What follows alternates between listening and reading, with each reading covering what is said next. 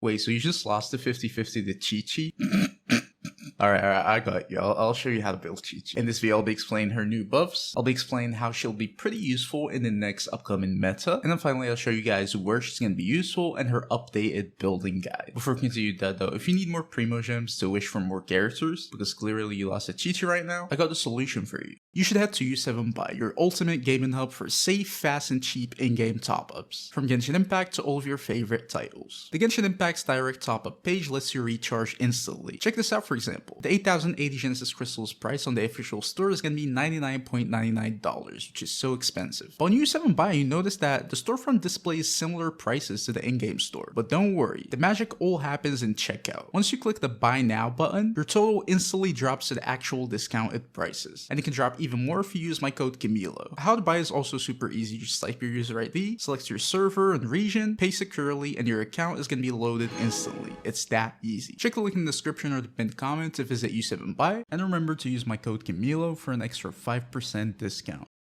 Alright, so moving on to her talents, Qiqi's kit doesn't really fundamentally change at all. She really still does the same thing with the same playstyle. She just got some extra buffs that would really make her just more viable in some teams. Her elemental skill doesn't really change pretty much. It's just going to be around you, applying cryo, dealing some damage, and then also healing you. That's the main thing of her elemental skill. Her elemental burst also didn't really fundamentally change. It's just going to mark the enemies and then deal one instance of Stellar Conduct's damage. It's going to be pretty good. There's just some extra damage, but in general, it's still the same thing. You don't really need it that much. You just want to burst whenever you have it, and that's pretty much it. But yeah, it's just going to heal you and deal an instance of Stellar Conduct's damage, and that's it. Her passives are going to be the biggest change. Now, one of her passives, you have a 50% chance to apply like Qiqi's mark on an enemy after your normal attack. So usually, you'd want to do your elemental skill with Qiqi, and then normal attack a few times until you mark an enemy to make sure your next character can get healing. And then you want to switch out to your main DPS. Right now, if your team has Stellar Conduct,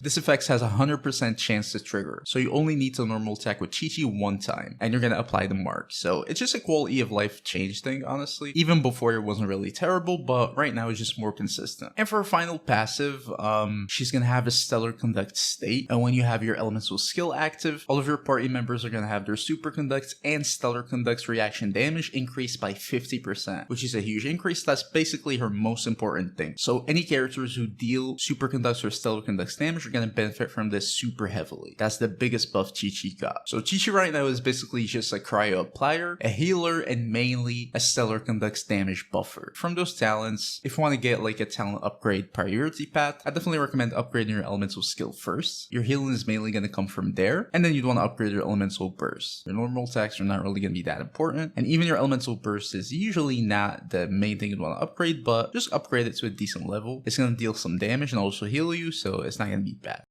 Now, moving on to Constellations, they also got changed a little bit, but it's not a huge change. So C1 is basically just energy. It used to just generate 2 energy after her elemental skill hits. And now it can generate an additional 6 elemental energy, which is pretty good. There's just much more extra energy. So yeah, it's a decent buff. C2 used to increase your normal charge attack's damage, which is fully useless. And now it's going to increase Qiqi's attack by 50%, which is going to be pretty good actually. That's going to increase your healing output, which is heavily appreciated. So yeah, C2 is a decent buff. C3 is just level of your elemental bursts. It really isn't that important. C4 used to decrease the attack of enemies marked by Qiqi, which is also really not that important. Right now, it's also going to be able to heal your other party members other than the character on field, which is going to be pretty good. It's much better. It's just going to make her a bit of a better healer. So yeah. C5 is just level of your skill, didn't really change. C6 was just used to revive all of your fallen party members when you burst. Right now, it's still going to do the same thing, but also, when your party members deal Stellar Conduct's damage, you can give this damage additional damage equal to 600% of Qiqi's attack, which is going to be pretty huge. You can do that 4 times. You have 4 hits that you can give extra damage to every time you use your elemental burst. So yeah, she's just going to give extra damage, quite a bit of extra damage actually, to Stellar Conduct's damage 4 times, which is going to be pretty good and appreciated. So yeah, her Constellations mainly just got small buffs. As I said before, the main thing that got buffs on Qiqi is just going to be her passive, which is going to make her a pretty consistent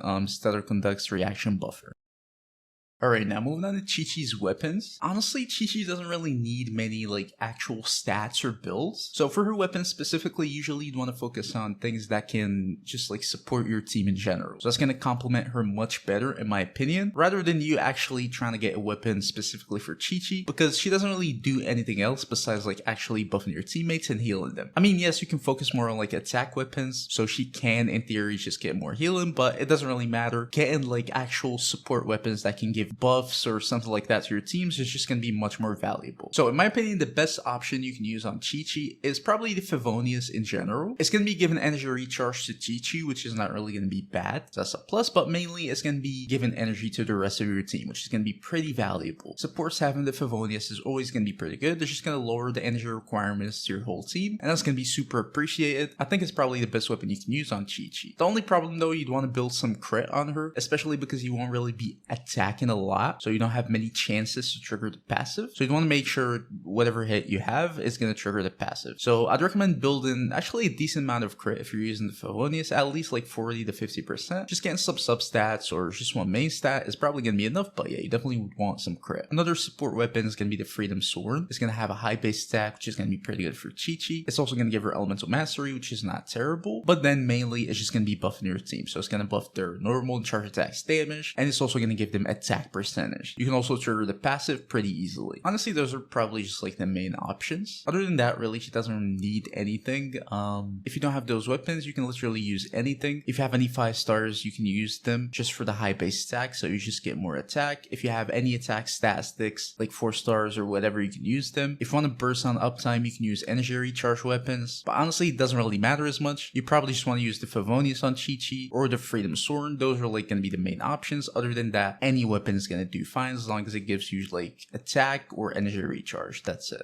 Now, moving on to Qiqi's artifacts options. Starting off with your artifact sets, the best set you can use on Qiqi is definitely just going to be the Tenacity of the Millelith. It's just going to be pretty easy to trigger, and again, it's a supportive set, which is going to fit Qiqi pretty well. So you're just going to be giving that attack to your team. Pretty easy to trigger, you don't need anything. Just through your skill, it's going to be dealing damage, and that's it. If you don't want to use it, you can probably just use the Noblesse, but you'd want to make sure you burst on uptime, and whenever you burst, it's also going to buff your teammates' attack. Those are probably the only 2 sets I would actually recommend on Qiqi. Just supportive sets. Other than that, I wouldn't really recommend anything else. Now, moving on to your artifact stats. For your Sands, you'd either want attack or energy recharge. I probably would recommend just going for attack. Honestly, she doesn't really need energy recharge like that. You don't even need to burst on uptime, but if you want to, then you definitely can use energy recharge. For your Goblet, attack is going to be your only option, and then for your Circlet, you can either have attack, you can have heal and bonus if you just want to buff your heal in general. That can also be potentially recommended, or you can have crit rate actually if you're using the Favonius. It's also going to be worth it to give more energy to your team. So if you don't have enough like crit rate substats, you can use crit rate as a main stat on your Circlet and then just get enough crit. But usually I'd recommend sticking with heal and bonus or attack. For your substats, usually you just want to go for energy recharge and attack percentage, and then also crit rate as said before, only if you're using the Favonius.